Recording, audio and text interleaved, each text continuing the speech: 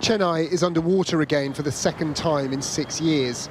The intensity and frequency of monsoons is part of our changing climate. As India faces its impacts thousands of miles away, the world is running out of time to stop it. If you look at the consequences of going higher in terms of what's going to happen to countries around the world, extreme weather events, sea rising, island nations that are really in trouble, some of them now. So 1.5 has to be the target. Is it achievable? Yes, but it's tough. But action so far hasn't been enough.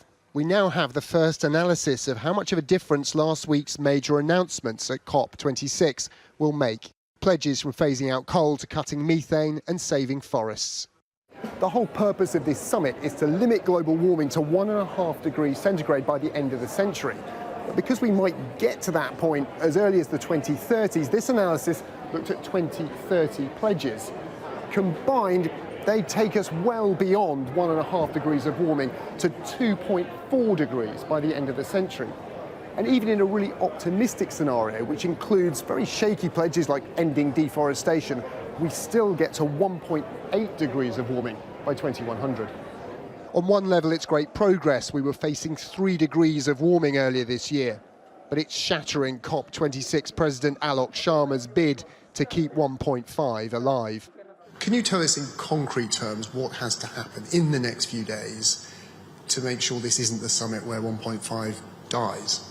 We are, of course, very clearly focused on ensuring that we are keeping 1.5 within reach.